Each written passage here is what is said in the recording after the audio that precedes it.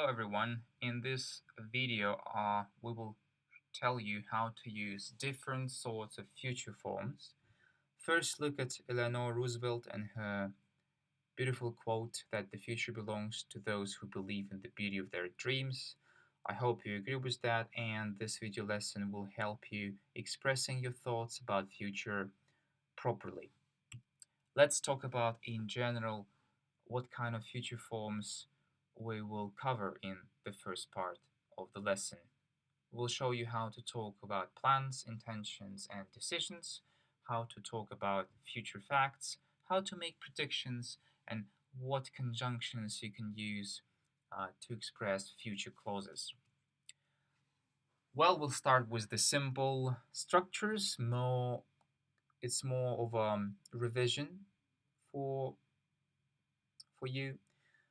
We can use the phrase be going to plus infinitive when we talk about general pre-made plans or some intentions and decisions that were made by us mm, in advance, right? For example, I'm going to look for a new job after New Year. So I planned it, yeah. I'm looking forward to doing it. It's my intention, it's my decision. We also can use might, could plus infinitive to talk about plans which are not um, defined yet. The intention that we're still thinking about. For example, we might go away for the weekend, but I'm not sure. So um, basically, it's 50% possible plans or intentions. You also can use present continuous when you're talking about fixed arrangements, which usually involve people. That's the difference between present continuous and be going to that. It's a fixed arrangement, usually involving people, some time, set time.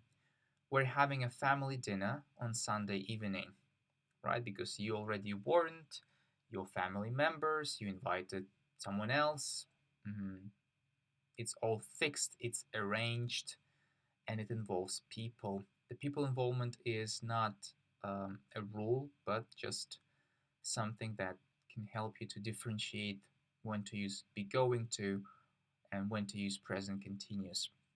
When people talk about themselves, they mostly use be going to. When people talk about countries, governments, organizations, they also use be going to, and they use present continuous when there's more of a continuous aspect as the process already started. For example, let's say the company is hiring new employees next week.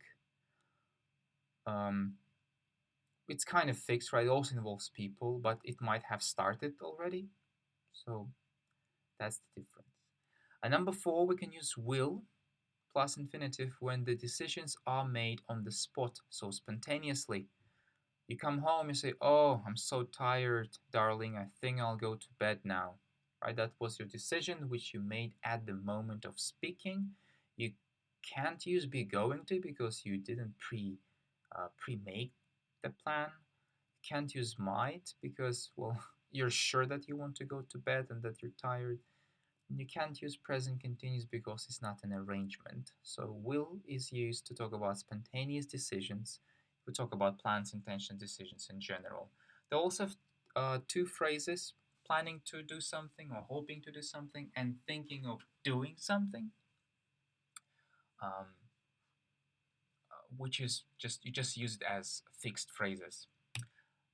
Let's move on. That in spoken grammar, there is no difference between using going to or present continuous. Actually, people mix it up. People uh, use it as synonymous phrases, synonymous structures. It's fine. But what people do only in spoken English is they contract going to gonna. Be careful that gonna is going to, but without, so there's no to be in gonna. You still have to say are, is, am, was, were. We're gonna have a masterclass inside the company tomorrow. Yeah.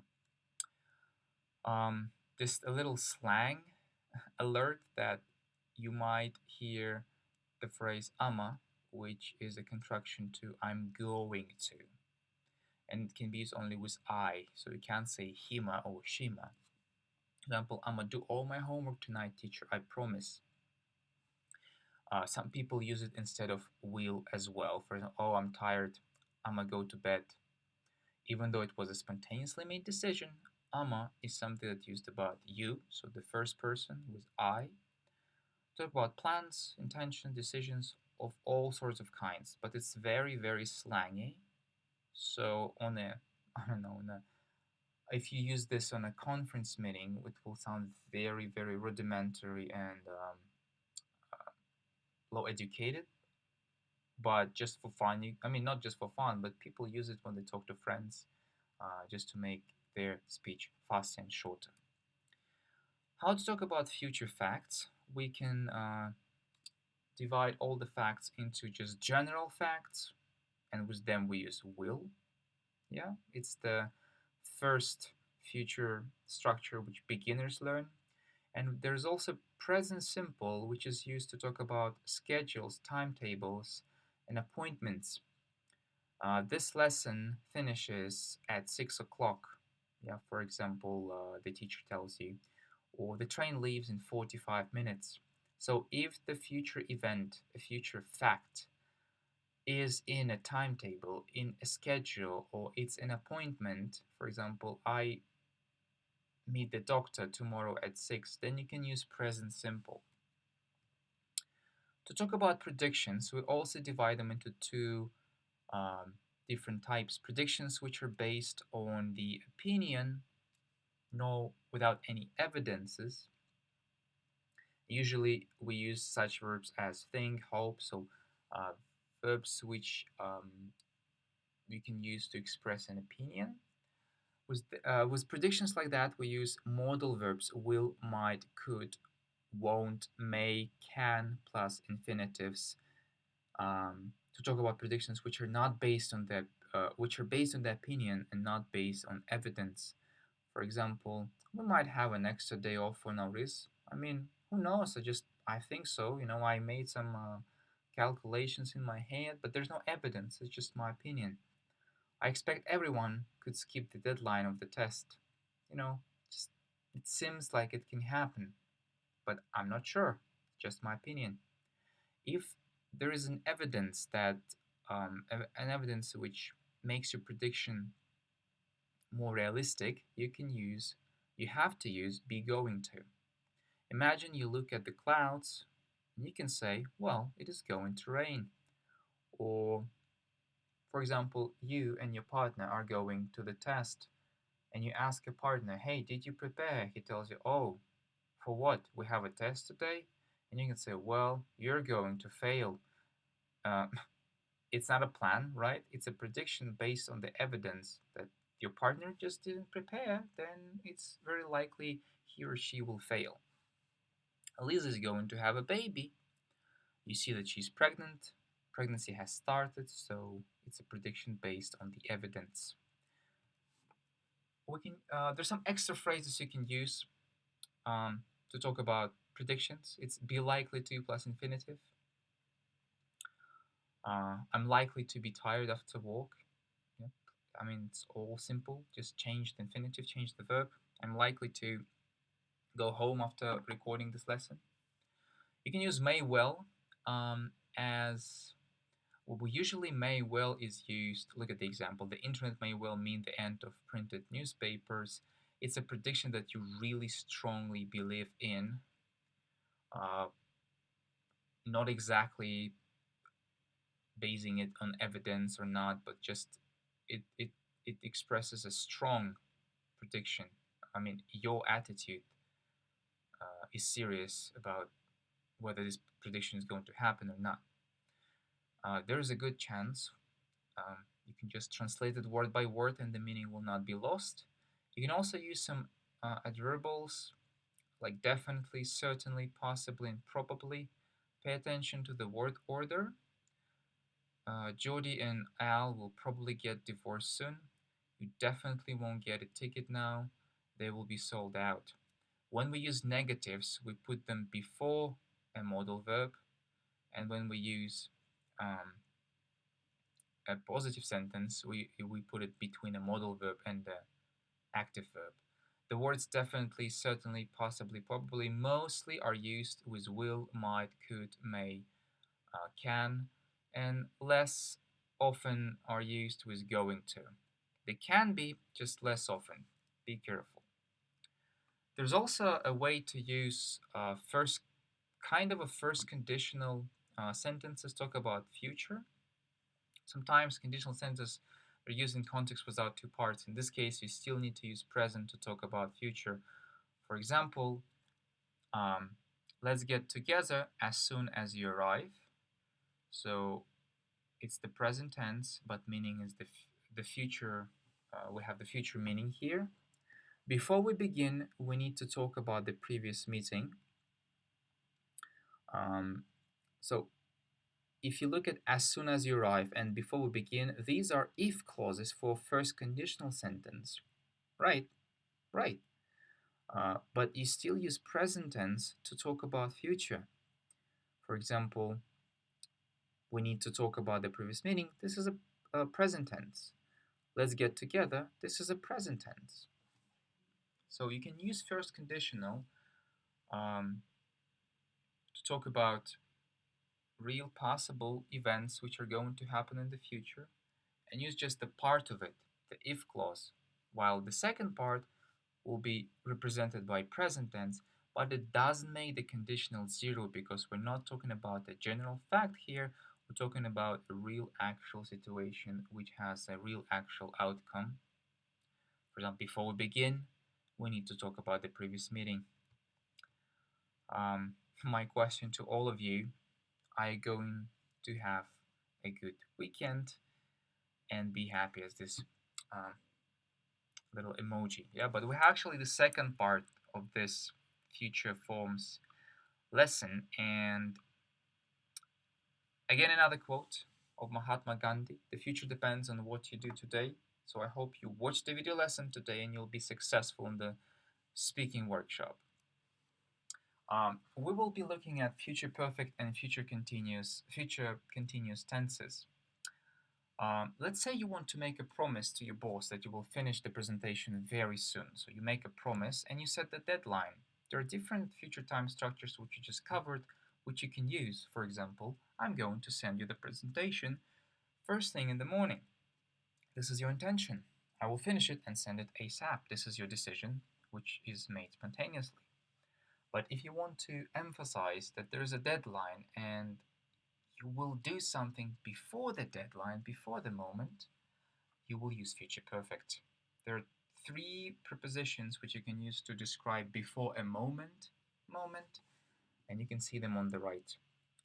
By 12 o'clock, by noon, by Sunday morning, till tomorrow, until the end of the week, and so on. There's no difference between till and until. This is the same thing. Till is just more informal and until is more formal. If you heard that there's something else in the difference, this is not true. Let's look, so it's mostly for the visuals. Let's look at the timeline. Imagine we're here watching the lesson and I give you some tasks like a project and you'll tell me I will have finished the project till or by 12 o'clock Friday. So we have 12 o'clock Friday here. When you use will have finished, it means you will do it somewhere here before that time. So I mean, you might do it here, or here, or here, or here, but the important thing that the result will be seen by this time. The structure is very simple. It's again word have plus the third form of the verbs. Like if it's present perfect, will be have plus V3. If it's past perfect, have had plus V3. And if it's a future, will have plus V3. Everything is kept simple. Look at more examples, pause the video and read them by yourself. Okay, let's continue.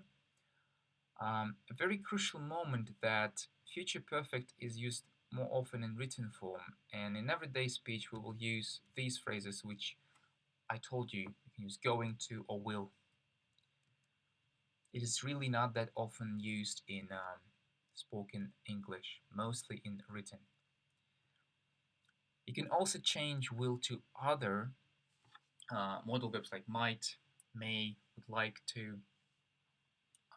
It will just change the meaning, a little meaning um, of the activity of the action.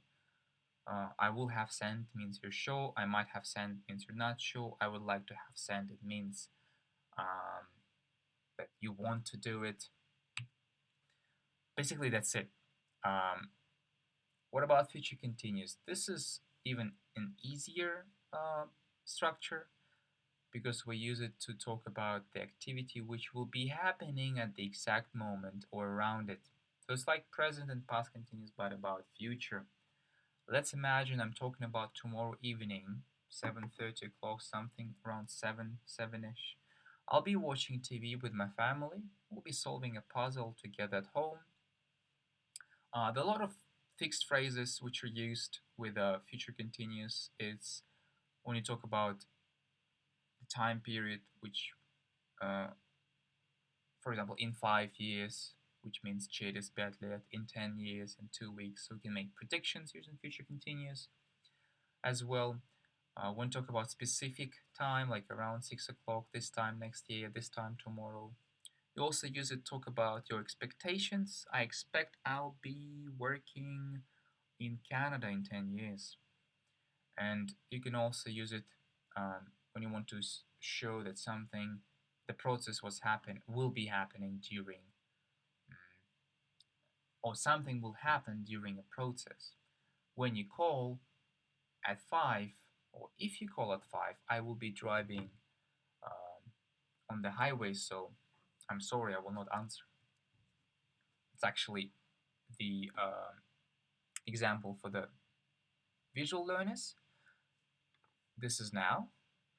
Imagine your colleague tell you, can I call you tomorrow in the evening, say around 7? You say, sorry, you better leave me a message. I'll be driving on the highway at this time. Yes, you're sure that, well, from 6 to 8, usually on the highway, so you'll be doing that for 2 hours. You will not be able to answer the call.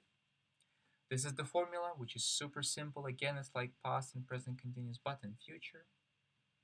More examples for you. Also, it can be will can be changed to might, to could be, to would like to be. Just will change the meaning a little bit. Now, the interesting fact that future continuous is used when we talk about a normal course of events, something that will happen generally without any plan or intention. For example, we'll be going to work anyway, so you can wait for us at the corner, we'll pick you up. The fact that we will go to work is general, it's not the plan, not the intention, just a normal course of events. I expect I'll be talking to Michael tomorrow, so I could ask him to call you back. We often use I expect in such sort of sentences. So it's something that you expect to happen in a normal course of event. For example, I know that on Sundays I usually have a walk with my son. And if you ask me, can I don't know, drop by and give you some documents? Let's say my manager asked me that. And I can say, well, yeah, I'll be walking with my son tomorrow. So just let's meet at this time. See, I'm not saying when exactly I'll be doing that. There's no exact time, but I'm describing a normal course of event. Do you know when we will cap tomorrow? After that, I don't know. We'll be walking with my son. I and my wife will be walking with my son. Um, yeah. So actually, that's it with the future forms. The video lesson was pretty long.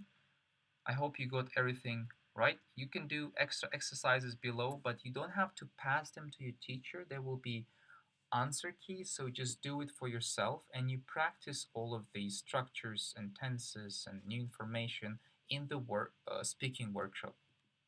Bye bye.